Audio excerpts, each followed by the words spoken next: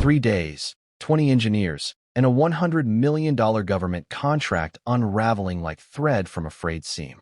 On the 42nd floor of Innovate Dynamics, error logs spilled down a massive LED screen like a waterfall of failure. The air in conference room 42A was thick with tension, stale coffee, and desperation. Evelyn Reed, the company's icy, relentless CEO, had staked everything on Project Chimera and was watching it collapse before her eyes. But salvation would not come from an MIT genius or a six-figure consultant. It would come from an 11-year-old girl with a backpack full of crayons, who wasn't even supposed to be there. And what she was about to do with a single marker would change the future of an empire. Just before we dive in, let us know in the comments where you're watching from today. We love seeing how far these stories reach. And make sure you're subscribed so you don't miss tomorrow's special video. Now let's jump back in. Enjoy the story. A child's drawing on a whiteboard was about to save a $100 million company or destroy it. Inside the sterile glass tower of Innovate Dynamics, a $100 million government contract was slipping through the fingers of the brightest minds in the country. The only person who saw the answer wasn't an engineer. She was an 11-year-old girl who wasn't even supposed to be there. The silence in conference room 42A was a living thing. It was heavy, suffocating, and tasted of stale coffee and failure. For 3 days, it had been the only constant. Outside, the city of San Francisco hummed with life, its famous fog rolling over the hills like a soft gray blanket. But inside, a storm of a different kind was raging. Evelyn Reed, the CEO of Innovate Dynamics, stood at the head of the immense oak table. At 45, she commanded a presence that was both feared and respected. Her dark hair was pulled back into a severe knot, emphasizing the sharp, intelligent lines of her face. Her suit was a crisp, no-nonsense black, a piece of armor she wore for battles like this one. Her gaze, cold and analytical, swept across the faces of her top engineers.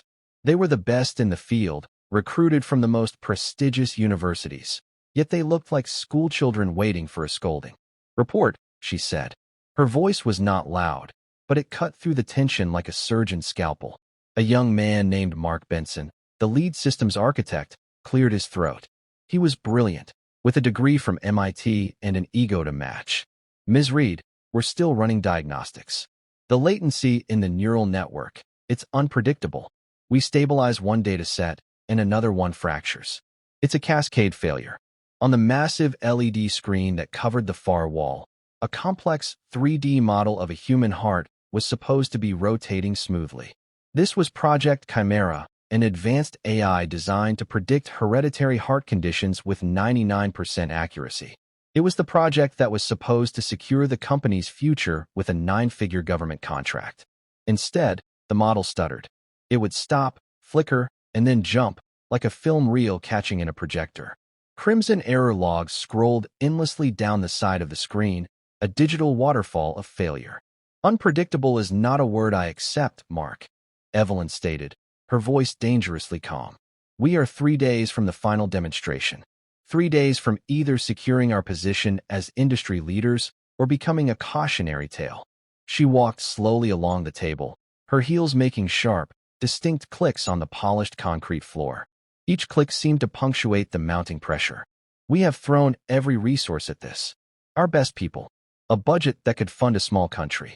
And what we have is a system that is breaking itself apart from the inside out." She stopped behind a junior engineer who flinched, avoiding her eyes. "What is the root cause?" No one answered. The silence returned, deeper this time. Foreheads glistened with sweat under the cool LED lights. Evelyn sighed, a quiet, frustrated sound. "I don't want excuses. I don't want theories. I want a solution." She turned and walked toward the door. "You have until morning. Fix it." The door closed behind her with a soft, final click, leaving the scent of her expensive perfume and the crushing weight of her expectations in the room. The engineers slumped in their chairs, the brief release of tension immediately replaced by a fresh wave of dread. They were lost, and they knew it. Miles away, in a small, tidy apartment that smelled of cinnamon and floor polish, Michael Hayes was carefully braiding his daughter's hair. Lily, at 11, had hair the color of spun gold and eyes the color of a summer sky. She sat patiently on a stool in their small kitchen, reading a book about constellations while her father's gentle hands worked. Michael, 38, was a man shaped by hardship, but not broken by it. His life was a quiet routine of work, home, and Lily. He was the night janitor at Innovate Dynamics. It wasn't the life he had dreamed of. Years ago, he had been a promising engineering student himself, with a mind for solving complex problems. But life had other plans. The sudden illness of his wife, the mountain of medical bills, and then her loss had forced him to drop out of college and take any job that would let him be there for his daughter. "All done, superstar," he said, fastening the end of the braid with a small blue band.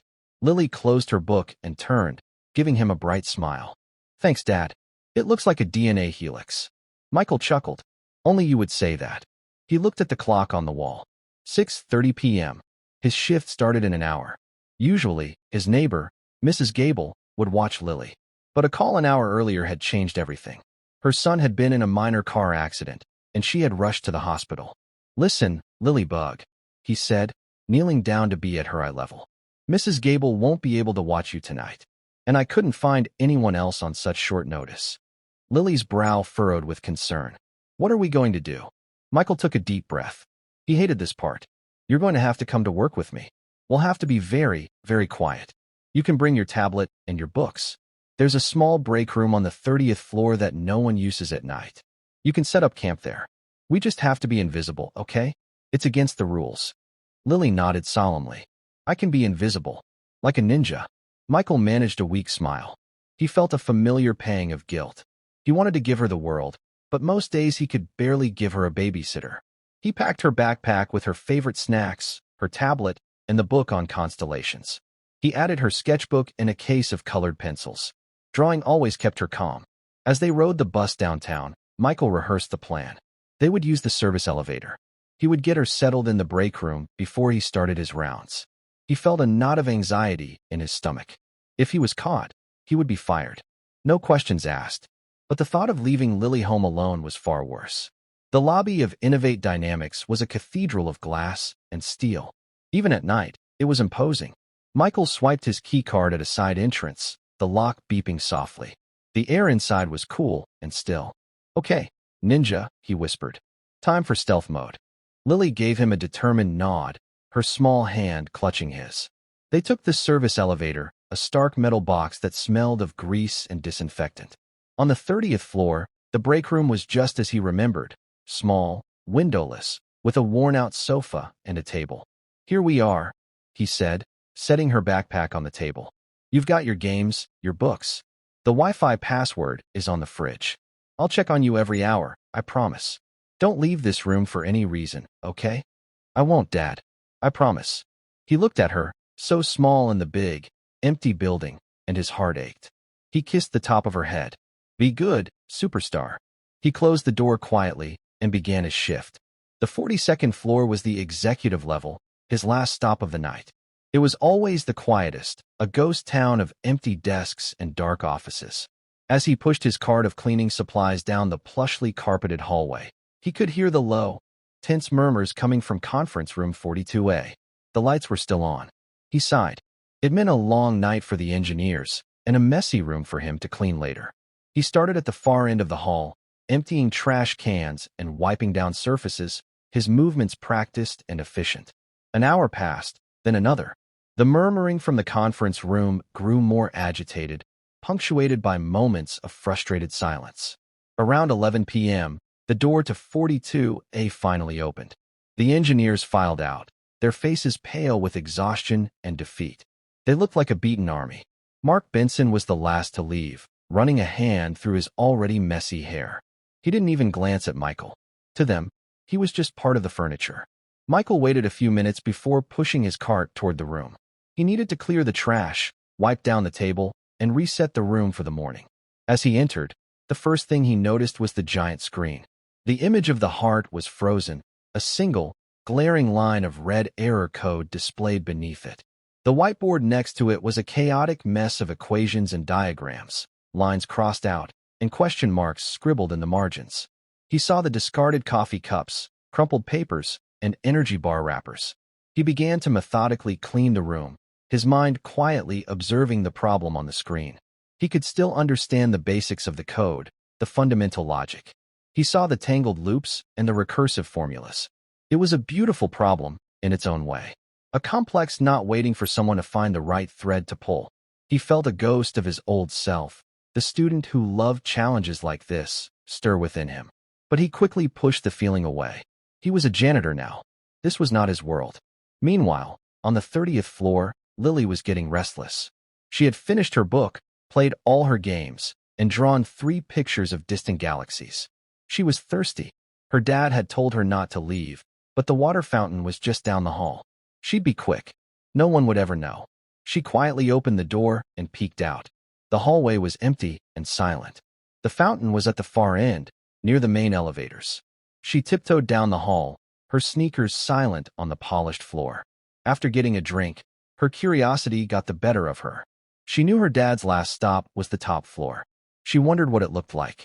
She pressed the elevator button. The ride up was silent and smooth. When the doors opened on the 42nd floor, she stepped out into a world of deep carpets and dark wood. It was quiet, except for the soft hum of electronics. She saw a light on at the end of the hallway and a cleaning cart parked outside. Dad. She walked toward the light, wanting to surprise him. She peered into the conference room. Her dad was there, his back to her, wiping down the long table. But it wasn't her dad that caught her eye. It was the screen. The huge screen showed a big, colorful picture of a heart that was broken. Not cracked in half, but glitchy and messy. Lines of red text blinked angrily next to it. On the whiteboard beside it, there was a confusing drawing of boxes and lines and circles. It looked like a puzzle. Lily loved puzzles. Her dad had given her a logic game on her tablet for her birthday. It was a game about directing streams of water through a series of pipes and gates. You had to make sure the water went to the right place in the right order. If you sent it down the wrong pipe, the whole system would back up and fail. The drawing on the whiteboard looked just like one of the hardest levels in her game. She could see the starting point, a big box on the left, and the end point, a big box on the right. But in the middle, the lines were all tangled up. One thick line went from a box labeled data input and split into 3 smaller lines. But another line, coming from a box labeled predictive analysis, was trying to cross over and go back to the start. In her game, you could never do that. You couldn't send the water backward in the middle of the pipes. It would cause a jam every time. This line, she thought, was in the wrong place. It was making a mess. It needed to wait its turn. It should connect after the first set of gates, not before. She didn't think. She just acted.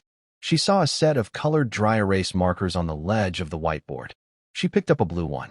Her dad was still busy, humming softly as he worked. Quietly, she stepped up to the board. She drew a neat, confident arrow, showing the path the jammed line was supposed to take. She drew it connecting to a different box further down the chain. Then, with a red marker, she drew a big, loopy X over the wrong line. It was so simple, just like her game. The water was going the wrong way. She had fixed the pipes. She stepped back and looked at her work. It looked much better now, more organized. The path was clear. Suddenly, she heard a sharp gasp behind her. Michael had turned from the table and frozen in horror. He saw his daughter, his sweet, quiet Lily, standing in the executive conference room, holding a marker, having drawn all over the company's work. His heart leaped into his throat. "Lily, what did you do?" he whispered, his voice tight with panic. Lily turned, her face falling when she saw the fear in his eyes. "I was just fixing it, Daddy. It was a puzzle. The line was in the wrong place." "Oh, honey, no. This isn't a puzzle. This is work. Very important work." He rushed to her side, grabbing an eraser. "We have to get this off before anyone sees." He started to scrub at the board, but the marker was new and the ink was strong. Her confident blue arrow and the big red X remained, faint but visible, like ghosts on the white surface. A cold sweat broke out on his forehead. They were caught. He was going to lose his job. "Come on," he said, his voice trembling slightly. He grabbed her hand, left the cart, and rushed her to the service elevator. He didn't stop until they were outside, the cool night air hitting them like a slap. His mind was racing. Maybe no one would notice. Maybe they would think one of the engineers did it. But he knew better. This was not the kind of place where things went unnoticed. High above them, in her penthouse office on the top floor, Evelyn Reed stared out at the city lights, but she didn't see them. Her mind was replaying the day's failures. Project Chimera was her legacy. It was personal. She had lost her own father to a heart condition that had gone undetected for years. This AI was supposed to prevent that from happening to other families. Defeated, she decided to take one last look. Maybe a fresh perspective would help. She rode the elevator down to the 42nd floor and walked back into the silent conference room. She looked at the chaotic whiteboard, a perfect portrait of her team's failure. And then she saw it. Amongst the frantic scrawls of her high-paid engineers, there were two new marks. A childishly drawn, but perfectly clear, blue arrow, and a big, simple red X. They were not part of the original mess. They were a suggestion, a correction. Her first reaction was a flash of anger. Who would dare? Who would have the audacity to graffiti the board in the middle of a crisis? But then, she looked closer. She followed the path of the new blue arrow. Her mind, trained to see patterns in chaos, began to work. The arrow bypassed a recursive loop. It rerouted a primary data query to perform its check after the initial sorting algorithm, not before. The red X crossed out the very line of logic that was causing the feedback loop, the one that was creating the cascade failure. It was impossibly simple. So simple, her team of geniuses had overlooked it entirely. They had been trying to build a dam to stop the flood, when all they needed to do was divert a small stream. Her breath caught. Could it be? She walked over to the main terminal, her heart starting to beat faster. With deft fingers, she brought up the core code. She created a new simulation branch. She translated the simple, hand-drawn correction into code. She rerouted the query. She bypassed the loop. Then, she clicked run. For a tense 5 seconds, the system processed the change. And then it happened. The error logs vanished. The latency warning light on the diagnostic panel turned from a flashing red to a solid, beautiful green. On the main screen, the 3D model of the human heart began to rotate. It was flawless, smooth, perfect. Evelyn Reed stared at the screen, her mind refusing to process what she was seeing. 3 days. A team of 20 elite engineers. $500,000 in overtime. All of it solved by a ghost who drew on her whiteboard with a blue marker. A cold, determined look settled on her face. She wasn't just going to fix the project. She was going to find the person who had just saved it. She walked out of the room and headed directly for the security office. Pull the camera footage for conference room 42A for the last hour, she commanded the night guard. I want to see everyone who went in or out of that room. The guard, startled by her presence, quickly complied. The footage appeared on the monitor. He fast-forwarded through the engineers leaving. Then he stopped. The janitor, Michael Hayes, entered with his cart. They watched him clean. And then, a small figure appeared in the doorway. A little girl with blonde hair. Evelyn leaned closer to the screen, her eyes narrowed. She watched as the child walked to the whiteboard, picked up a marker, and made the correction. She watched as the janitor discovered her, panicked, and rushed her out of the room. The security guard looked at Evelyn, confused. It's just Hayes's kid. He knows he's not supposed to bring her here. I can write him up, Ms. Reed. Evelyn held up a hand, silencing him. She wasn't looking at the security guard. She was looking at the screen, at the image of the little girl pointing out the flaw that had stumped an entire department. Get me Michael Hayes's employee file, she said, her voice quiet and intense. And find out where he lives. I'm paying him a visit. Tonight. The drive to Michael's apartment building was one Evelyn Reed would never forget. She was used to the manicured lawns of Pacific Heights, not the cramped, narrow streets of the city's outer districts. Her sleek, black sedan looked alien parked next to dented pickup trucks and aging family minivans. The building itself was old but clean, a brick structure that showed its age in the faint cracks running along its facade. She found apartment 3B and stood before the faded blue door for a long moment. What was she doing here? What was she possibly going to say? She was the CEO of a multi-million-dollar tech firm, about to interrogate a child about a complex neural network problem. The situation was absurd. Yet, the smooth, perfectly rotating heart on her conference room screen was not. That was real. She knocked.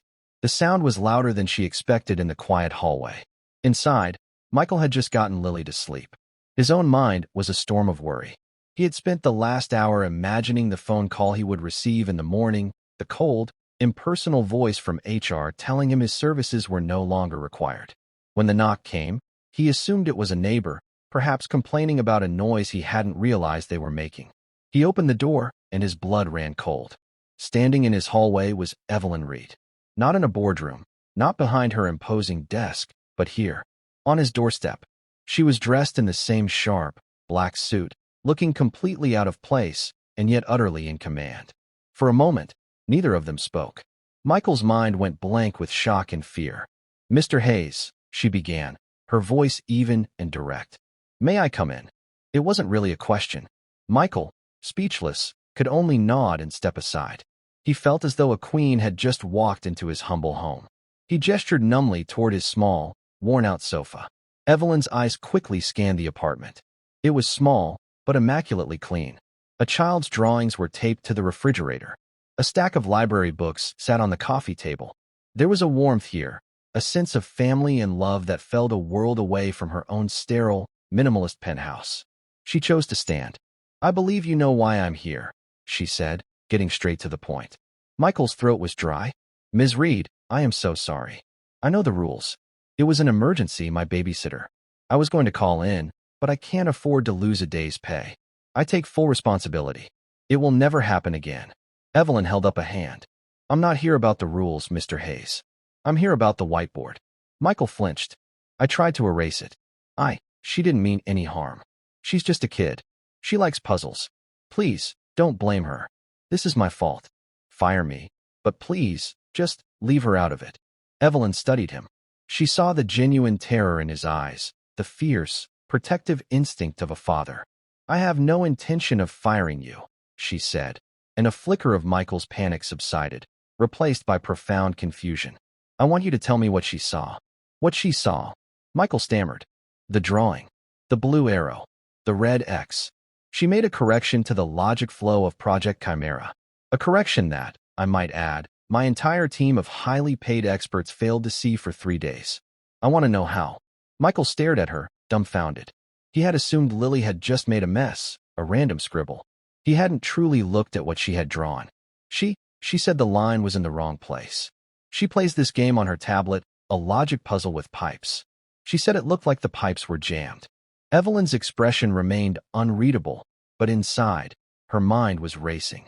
Pipes. The child had visualized a complex data flow problem as plumbing. She had stripped away the layers of jargon and code and saw the raw, fundamental structure beneath. It was a form of genius she had never encountered before. "I need to speak with her," Evelyn stated. "She's asleep," Michael said quickly, his protective instincts flaring up again. "She's only 11, Ms. Reed. She doesn't understand any of this." "I think she understands it better than anyone," Evelyn countered softly. "This isn't a negotiation, Mr. Hayes. The future of my company may very well depend on a conversation with your daughter. Wake her up." Her tone was firm, leaving no room for argument. Reluctantly, Michael went to Lily's small bedroom. He gently shook her awake, his heart heavy. Lily blinked sleepily, confused to see him looking so worried. "Lilybug, there's someone here to see you," he said quietly. "The lady from my work. She wants to ask you about the drawing you made." Lily was suddenly wide awake. "Am I in trouble?" "No, honey, you're not in trouble." He wasn't so sure about himself. He led her into the living room. Lily stood in her unicorn pajamas, nervously clutching a stuffed rabbit, her golden hair a messy halo around her head. She looked tiny and vulnerable standing before the imposing figure of Evelyn Reed.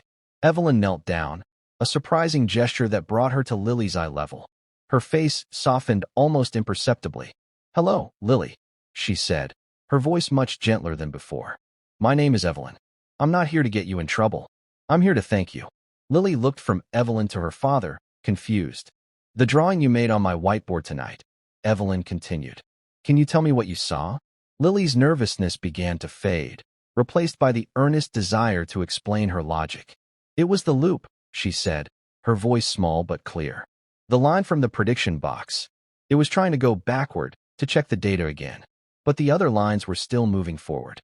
It created a traffic jam in the system." Evelyn listened, fascinated. Lily wasn't using technical terms, but her description was perfectly accurate. She was describing a recursive feedback loop that was causing a system-wide resource conflict. "So," Evelyn prompted, "what did you do?" "I moved the line," Lily said simply. "I made it wait." It can check the data after the first part is finished. Then there's no traffic jam. She looked up at Evelyn, her blue eyes wide and serious. It's more efficient that way. Efficient. An 11-year-old in unicorn pajamas had just used the word efficient to describe a solution to a $100 million problem. Evelyn Reed felt a slow smile spread across her face. It was a rare sight, one that most of her employees had never witnessed. Yes, Lily, she said. It is.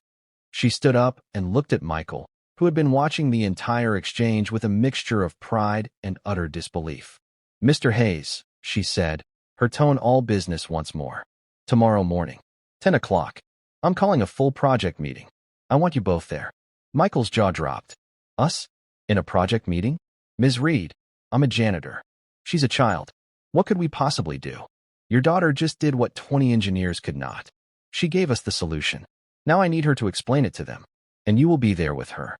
She pulled a business card from her suit pocket. My personal number. A car will be sent to pick you up at 9. Don't be late. And with that, she turned and walked out, leaving the door open behind her. Michael and Lily stood in the stunned silence, the cool night air drifting into their small apartment. Michael looked from the business card in his hand to his daughter, who was now sleepily rubbing her eyes, unaware that she had just turned their entire world upside down. The next morning, the atmosphere in conference room 42A was thick with tension and confusion. Evelyn had called the emergency meeting with a cryptic message. A solution has been found. Attendance is mandatory. The engineers were gathered, whispering amongst themselves. Mark Benson was holding court, looking smug. She's bluffing, he said to a colleague. Trying to light a fire under us. There's no way anyone solved it overnight. We would have detected it. The door opened. They all straightened up, expecting to see Evelyn. Instead, Michael Hayes, their night janitor, walked in. He was wearing his best pair of slacks and a button-down shirt that looked slightly frayed at the collar. Holding his hand was his daughter, Lily, in a simple blue dress, her blonde hair neatly braided. She clutched her stuffed rabbit. A wave of bewildered silence washed over the room. The engineers exchanged confused, and in some cases, scornful, glances. What was the janitor doing here with his kid? Mark Benson actually let out a short, disbelieving laugh. Is this some kind of joke? Before Michael could respond, Evelyn Reed entered behind them. Her presence immediately silenced the room. Good morning, she said, her voice crisp. Please, take a seat. She gestured to 2 empty chairs right next to her at the head of the table. Michael hesitated, but a firm look from Evelyn urged him forward. He and Lily sat down, the engineers staring at them as if they were aliens who had just landed. Lily's small feet didn't even touch the floor. As I mentioned, Evelyn began. A solution to our latency problem has been found. The patch was implemented last night. The system is stable and running at 100% efficiency. A low murmur of disbelief went through the room. Mark's smug expression faltered. Who, he asked. Who fixed it? Was it the consulting team from Stanford? Evelyn's gaze was like ice. No, Mark. It wasn't. She looked down the table, her eyes landing on each and every one of them. The person who identified the flaw that has held this company hostage for the past 3 days is sitting in this room. Every head turned, looking for a new face, an unfamiliar expert who might have been flown in overnight. Evelyn allowed the silence to stretch for a moment before she placed a gentle hand on Lily's shoulder. This is Lily Hayes, she announced, and she is the one who solved your problem. The silence that followed was no longer just confused. It was absolute, deafening shock. Jaws hung open. People stared, first at the little girl, then at Evelyn, as if trying to determine if she had lost her mind. Mark Benson was the first to recover. He looked at Evelyn, his face a mask of incredulity and professional outrage. With all due respect, Ms. Reed, you cannot be serious, he said, his voice dripping with condescension. You're telling us that this child fixed a multi-layered, quantum state neural network? That is impossible. It must have been a fluke. A coincidental system reset. It was not a fluke, Evelyn said calmly. She tapped a button on the console in front of her. The main screen lit up, showing the whiteboard from the previous night. A photo of Lily's drawing, the simple blue arrow and the red X, was displayed for all to see. This, Evelyn said, her voice ringing with authority, is the solution. Elegant, simple, and correct. Something all of you, with your advanced degrees and years of experience, completely missed. You were all looking at the problem from the inside out. Lily saw it from the outside in. She saw the pattern, not the code. She turned to Lily. Lily, would you be willing to explain to these gentlemen what you told me last night? About the traffic jam? All eyes fell on the little girl. Lily shrank back in her seat, intimidated by the intense stares of so many adults. She looked at her father, who gave her a small, encouraging nod. He was terrified, but he would not let his daughter face this alone. Lily took a shaky breath and spoke, her voice just above a whisper, but clear in the silent room. The data, it was trying to do too many things at once, she began. It was like trying to pour juice into a bottle while someone else is still trying to pour water out of it. It just makes a mess. I just made it wait its turn. She looked at Mark Benson, her expression one of pure, innocent logic. You have to let one thing finish before you start the next. It's neater that way. Mark stared at her, his face flushing with a mixture of anger and humiliation. To be lectured on the principles of data processing by a child was the ultimate insult. This is a circus, he muttered, shaking his head. The only circus here, Mark, Evelyn cut in, her voice like steel, is the one that has been running for the past 3 days, costing this company millions of dollars and jeopardizing its future. Lily Hayes has done more for Innovate Dynamics in 5 minutes with a marker than your entire team has in 72 hours. She stood up, her authority absolute. For the next week, Lily will be acting as a special consultant on Project Chimera. A collective gasp went through the room. She and her father will be given full access. I expect every single one of you to treat her with the respect she has earned. You will listen to her. You will answer her questions. And perhaps, if you're smart, you will learn something from her. Am I understood? No one dared to speak. The message was clear. The janitor's daughter was, for the moment, the most important person in the room. Michael sat frozen in his chair, his mind reeling. An hour ago, he was worried about being fired. Now, his daughter was a consultant, and he was her handler. He looked at Lily, who was looking down at her stuffed rabbit, seemingly unaware of the revolution she had just started. A new chapter had just begun, and for the first time in a long time, Michael Hayes had no idea what was going to happen next. The first day of Lily's consultancy was one of the most surreal of Michael's life. The car, a silent, black town car with tinted windows, arrived precisely at 9, just as Evelyn had promised. Lily, dressed in another simple but neat dress, looked out the window with wide-eyed wonder as they were driven not to the service entrance, but to the grand, gleaming front lobby of the Innovate Dynamics tower. The morning receptionist, a woman who had never given Michael more than a passing glance, now stared with open curiosity as he and his daughter were personally greeted by Evelyn's executive assistant. They were escorted to the 42nd floor, the domain of executives and top-tier engineers, a place Michael had only ever seen after hours with a mop and bucket in his hands. Evelyn had prepared a small and used office for them. It had a large window with a breathtaking view of the bay. There was a desk for Michael and a smaller table for Lily, which had been set up with a brand-new tablet, a large sketch pad, and a rainbow of colored markers. It was a kind gesture, but the office still felt like a gilded cage. They were here, but they were not one of them. The morning meeting was a testament to that fact. Lily and Michael sat at the big conference table again. Mark Benson and his team were there, their faces set like stone. The hostility was no longer overt, but it was a palpable force in the room, a low, cold hum beneath the hum of the air conditioning. Mark began the meeting by outlining a new, minor issue that had cropped up during the night's stress tests. We're seeing a data bottleneck in the tertiary diagnostic subroutine, he announced, his words deliberately laced with the densest jargon he could muster. The heuristic algorithm is failing to properly prioritize the query packets, causing a 0.02% data loss when cross-referencing against the legacy archives. He looked directly at Lily as he said it, a faint, challenging smirk on his lips. It was a deliberate attempt to confuse and exclude her.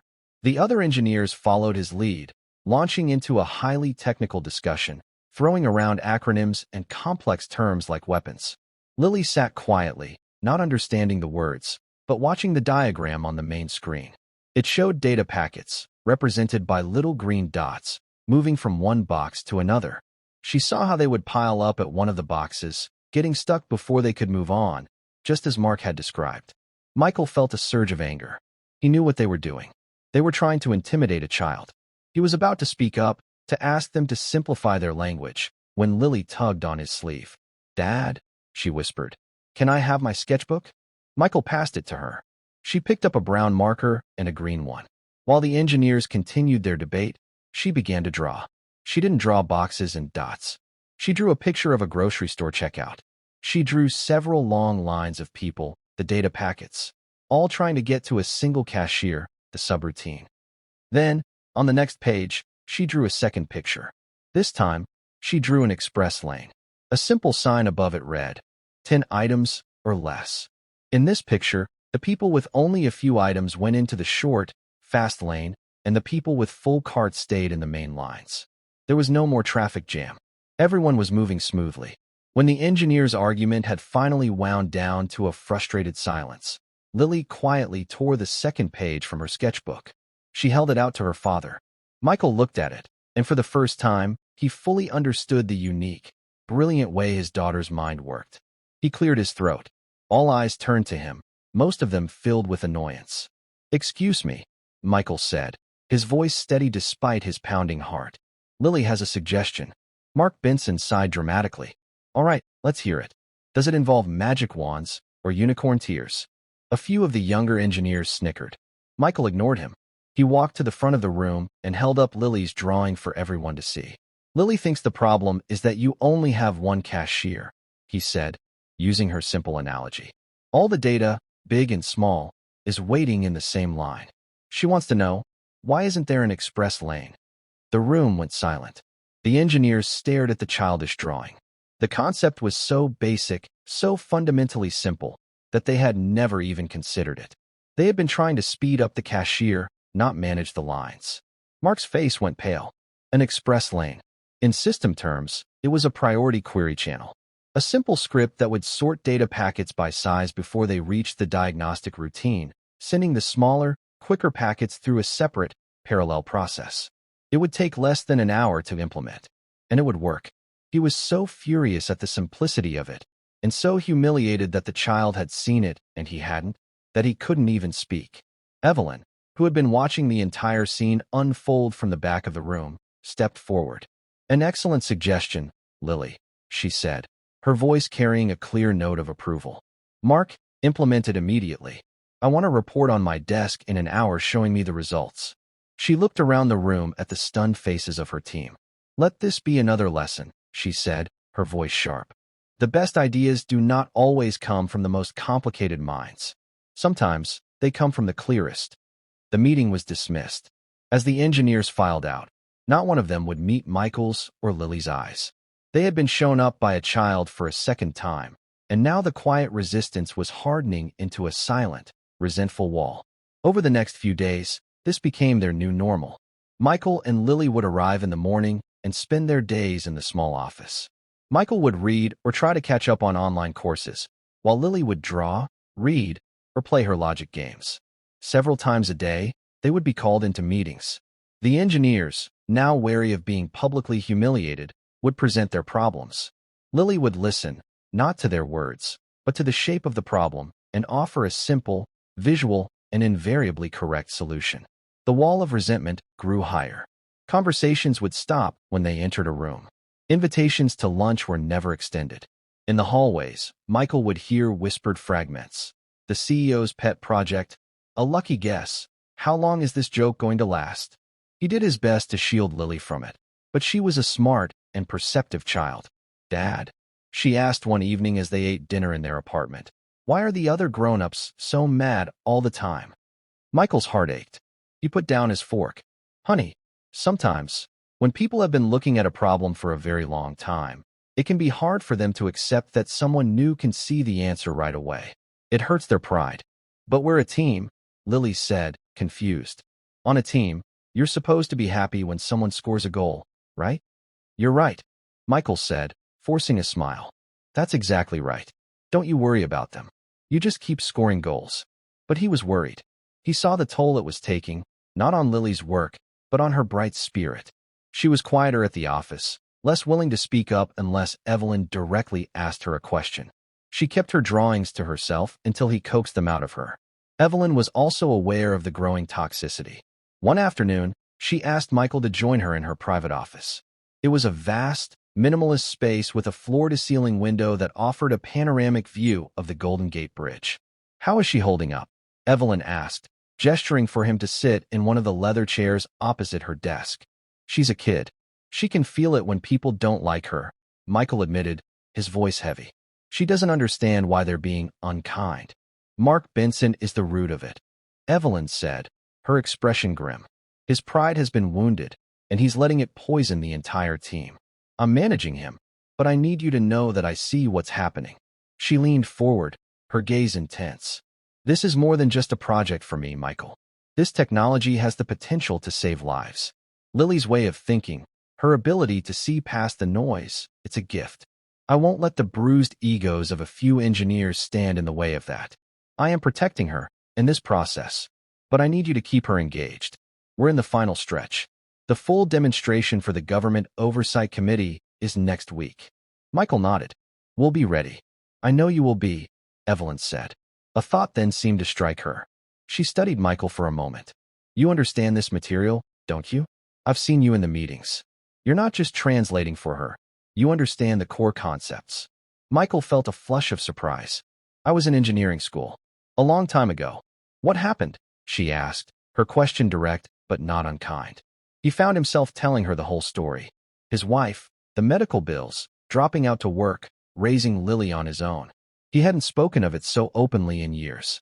Evelyn listened without interruption, her expression unreadable but attentive. When he was finished, a long silence filled the room. "You sacrificed your future for your family," she said, her voice softer than he had ever heard it. "There is no shame in that.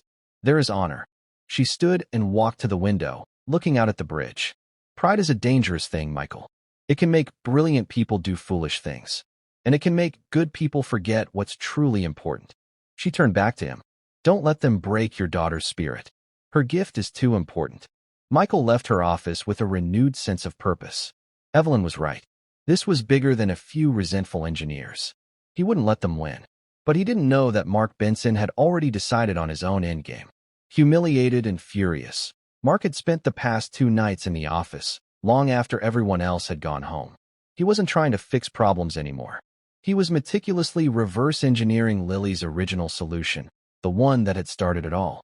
He was convinced it was a fluke, a lucky guess that had happened to work, and he was determined to prove it. He ran hundreds of simulations, pushing the system to its absolute limits, feeding it obscure, chaotic data sets that it would never encounter in the real world. For 2 nights, he found nothing. The solution held. It was elegant, stable, and robust. But on the 3rd night, in the deep, quiet hours before dawn, he found it. A flaw. It wasn't a flaw in Lily's logic, but a consequence of it. By rerouting the data flow so efficiently, her solution had created a tiny, almost undetectable vulnerability. A new, secondary system process, if triggered in a very specific sequence, could create a massive memory leak. A leak that would be invisible at first, but would grow exponentially, until it caused the entire system to crash. Not a stutter, not a glitch, but a catastrophic, total failure. A slow, triumphant smile spread across Mark's face. He knew the demonstration for the government committee was in 3 days. He knew the exact sequence of tests they would run. And now, he knew how to introduce a single, tiny command into the demonstration script. A command that would trigger the memory leak. No one would ever suspect him. They would blame the child. They would say her simple, unsophisticated solution couldn't hold up under real pressure. He would be vindicated. His position, his pride, would be restored. He looked at the lines of code on his screen. It was a betrayal of everything he was supposed to be as an engineer. But to him, it felt like justice. He would let the girl and her janitor father have their moment in the sun. And then, in front of the most important audience imaginable, he was going to make the whole world watch as he brought their little fairy tale crashing down to earth. Of course, here is the conclusion of the story. Part 4, the final test. The morning of the demonstration dawned cool and gray, with a thin veil of fog clinging to the city. The air inside Innovate Dynamics, however, was anything but cool. It was electric with a high-stakes, palpable tension that crackled in every hallway. The demonstration for the Department of Defense Oversight Committee was the final hurdle. It was the moment that would either launch Project Chimera into the stratosphere or send it crashing back to Earth in a blaze of failure. The presentation was held in the company's largest auditorium, a state-of-the-art theater with tiered seating that was now filled with stern-faced officials in dark suits and high-ranking military officers. Board members and key investors lined the front rows, their expressions a mixture of hope and anxiety. At a small technical station in the back, Michael helped Lily adjust the headset that connected her to the engineering team. He knelt beside her chair, his hands on her small shoulders. "How are you feeling, superstar?" he asked, keeping his voice low and steady. "My stomach feels like it's full of fizzy soda," she whispered back. In her pocket, she clutched a small, smooth stone she had painted to look like a ladybug, her good luck charm. "Just remember what we talked about," Michael said, giving her a reassuring squeeze. "You're just here to watch, to make sure the pipes don't get jammed. No matter what happens, I'm right here, and I am so proud of you." Lily gave him a small, brave smile. From across the room, she could see Mark Benson at the main control console, his face a cool, unreadable mask. He gave her a brief, almost imperceptible nod, a gesture that seemed more like a challenge than a greeting. A shiver of unease went down her spine. At precisely 10 a.m., Evelyn Reed walked onto the stage. She was the picture of calm authority in a charcoal gray dress, her presence commanding the attention of everyone in the room. "Good morning, ladies and gentlemen," she began, her voice clear and confident. "Today, we are here to show you more than just a new piece of technology. We are here to show you a new frontier in predictive medical analysis." She spoke of the project's potential, of the lives it could save, the futures it could protect. She was charismatic and brilliant. As she concluded her opening remarks, she paused. "Innovation," she said, her gaze sweeping across the audience, "does not always come from where we expect it. It requires us to be open to new perspectives, to listen to new voices. The recent breakthroughs in Project Chimera are a testament to that philosophy." She gave a brief, meaningful glance toward the back of the room, a silent acknowledgement that only Michael, Lily, and her engineering team understood. "Now," she said, turning toward the massive screen behind her, "let's begin the demonstration."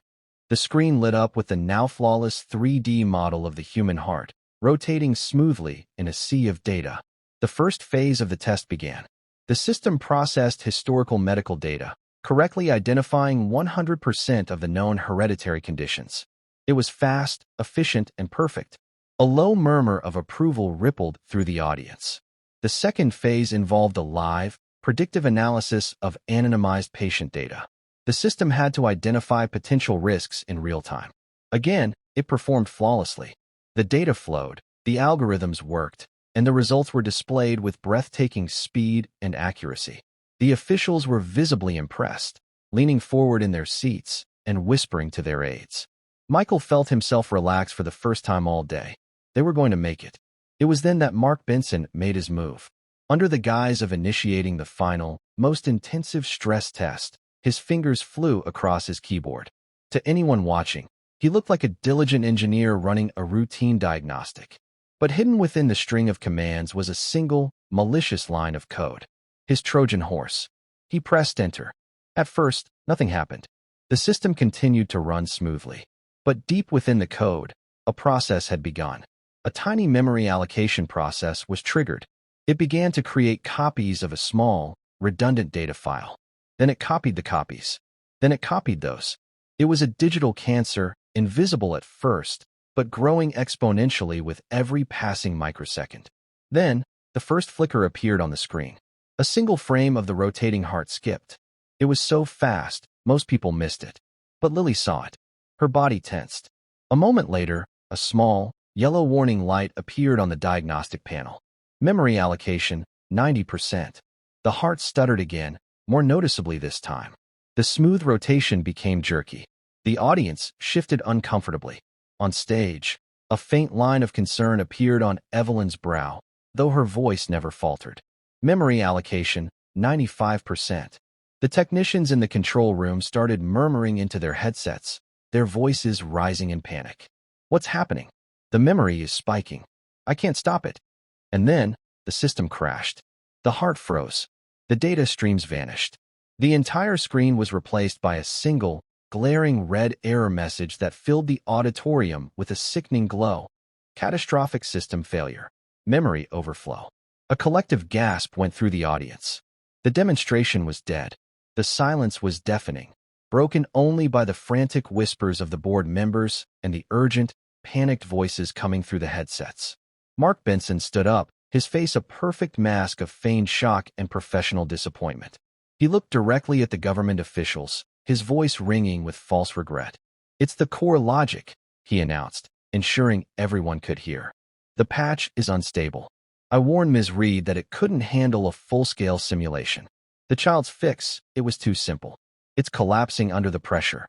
The accusation hung in the air, deadly and effective. Every eye in the room, officials, investors, board members, turned to stare at the small girl sitting at the back of the room. They looked at her with disappointment, with pity, and with accusation. Lily felt their stares like a physical blow. Her face crumpled, tears welling in her eyes. It was her fault. She had failed. She had let everyone down. "No," Michael said, standing up, his voice shaking with a mixture of fear and rage. "No, it wasn't her. She fixed it." He didn't know how to defend her technically, but he would defend her with everything he had. But it was too late. The damage was done. The narrative was set. The brilliant engineers had been overruled, and the whimsical, childish solution had failed spectacularly on the biggest stage imaginable. But as the tears streamed down Lily's face, she looked at the big red error message. She wasn't a coder, but she was a master of patterns. And this pattern was wrong. A normal system failure, a traffic jam, as she thought of it, was messy and chaotic. This was not. This was clean. It was a single, massive error. It wasn't like a bunch of cars getting stuck in an intersection. It was like someone had built a brick wall right in the middle of the highway. Her mind flashed to the command Mark had entered just before the crash. She had seen it out of the corner of her eye. It was longer than the others. More complex. A thought, clear as a bell, cut through her grief. He didn't find a jam. He made one. With a new, fierce determination, she wiped her eyes, slipped out of her chair, and walked with purpose toward the main control console where Mark was now talking gravely to two of the other engineers. They fell silent as she approached. She didn't say a word. She reached past Mark and, with two small fingers, pointed to a single line in the command log on his screen. The command he had entered moments before the crash. Then she looked up at him, her blue eyes no longer filled with tears, but with a cold, clear certainty. "You did that," she said, her voice small, but it carried in the stunned silence. "That command isn't for the test. You told the computer to make copies. Thousands of copies of the same thing until its memory was full. You filled it up on purpose." Mark stared at her, his face instantly draining of all color. He opened his mouth to deny it, to laugh it off, but no words came out. The sheer, simple audacity of her accusation had left him speechless. Evelyn, who had come down from the stage, heard every word. She looked from Lily's pointing finger to the absolute terror that had appeared in Mark's eyes. She knew, in that instant, that the child was telling the truth. "Pull up the base parameters for the stress test script," Evelyn commanded another technician, her voice like ice. "Compare them to the command log. Now." The technician's fingers flew across the keyboard. After 10 agonizing seconds, he looked up, his face pale. "She's right, Ms. Reed," he said, his voice barely a whisper. The command line Mark entered, it contains an unauthorized recursive duplication script. It's not part of the test. It was designed to force a memory overflow. The truth landed in the room with the force of a physical explosion. Mark Benson had not just allowed the system to fail, he had orchestrated it. He had committed an act of deliberate, malicious sabotage. He looked around wildly, his eyes pleading, but he found no allies. He saw only the shocked and disgusted faces of his colleagues, the furious glare of the board members, and the cold, unyielding stare of Evelyn Reed. Two security guards moved quietly to his side. His career, his reputation, everything he had sacrificed his integrity to protect, had just been destroyed by the one person in the room he had underestimated. In the aftermath of the failed demonstration, a strange, calm efficiency took over. Mark Benson was quietly escorted from the building. Evelyn Reed, with unwavering composure, addressed the stunned government officials. She explained the situation with blunt honesty, framing the attempted sabotage not as a weakness of the company, but as a testament to the system's own transparent logging and the unique diagnostic talent now on her team. The committee, impressed by her candor and Lily's incredible discovery, agreed to reschedule. The contract was not lost. In fact, their confidence in Innovate Dynamics had never been higher. An hour later, the vast auditorium was empty, save for three figures standing in the center of the room: Evelyn, Michael, and Lily. Evelyn walked over and knelt in front of Lily, just as she had in the small apartment what felt like a lifetime ago. "Lily," she said, her voice filled with a warmth and sincerity that went far beyond that of a CEO. "Today, you face something much harder than a broken piece of code. You face cruelty, and you were braver than anyone I have ever met. You did more than save a project today. You stood up for the truth. Thank you." Lily, her composure finally breaking, threw her arms around Evelyn's neck in a hug. Evelyn, startled at first, returned the embrace, holding the small girl who had changed everything. When they parted, Evelyn stood and turned to Michael. Her expression was resolute, as if she had just solved the most important problem of her career. "This company was founded on the principle that the right idea can change the world," she said. "But for years, I've only been looking for those ideas in boardrooms and laboratories. I was wrong. Talent doesn't care about degrees or job titles. It just is." She took a deep breath. "I am creating a new branch of this company, the Innovate Dynamics Foundation for Young Minds. Its mission will be to find, fund, and nurture gifted children in STEM, regardless of their background or circumstances. We are seeding it with an initial grant of $10 million. Michael stared at her, unsure where this was going. "Its first official beneficiary," Evelyn continued, smiling down at Lily, "will be Lily Hayes. The foundation will provide a full, unconditional scholarship to any university she chooses to attend, anywhere in the world. Her future education is secured." Tears welled in Michael's eyes. He was so overwhelmed he couldn't speak. "But the foundation will need a director," Evelyn went on, her gaze now fixed on him. "Someone who understands its mission. Someone who knows how to protect and encourage a child's gift. Someone with integrity and honor. I'm offering you the position, Michael, Director of the Young Minds Program. It comes with an executive-level salary and a new office. On this floor." Michael finally found his voice. "Me? Ms. Reed, I'm a janitor." "No," Evelyn said firmly, a genuine smile lighting up her face. "You were a janitor. Now, you are a director. And more importantly, you are the father of a genius. Your job will be to make sure her path is clear of people like Mark Benson, and to help me find others like her." She extended her hand. "What do you say?" Michael looked at Lily, whose face was shining with a joy so pure it took his breath away. He looked at Evelyn, the powerful CEO who had seen the value not just in his daughter, but in him. After a lifetime of just getting by, of sacrificing his own dreams, a door had opened to a future he had never dared to imagine. He took Evelyn's hand and shook it firmly. "I say yes." 1 week later, the sun was setting over San Francisco, painting the sky in hues of orange and purple. In a small, familiar apartment, Michael Hayes sat at his kitchen table, but he wasn't polishing floors. He was helping his daughter with her math homework. Everything was the same, and yet everything was different. The weight that had sat on his shoulders for so many years was gone, replaced by a sense of hope so profound it felt like a physical presence in the room. His notice was in at Innovate Dynamics. He would start his new position at the end of the month. Lily's educational trust was already being managed by Evelyn's own financial team. Lily finished her last equation and looked up at her dad, her blue eyes bright in the warm light of the kitchen. "I liked today, Dad," she said. "I liked it too, superstar," he replied, his voice thick with emotion. He was no longer just a janitor, and she was no longer just a little girl who was good at puzzles. They were a team that had faced down the giants of pride and arrogance and had won. Their future was no longer a narrow hallway of uncertainty, but a wide-open vista of possibility.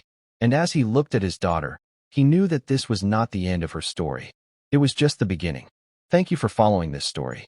If you enjoyed it, please subscribe and share your thoughts below. Where are you watching from? Let us know in the comments. Stay tuned for more immersive stories.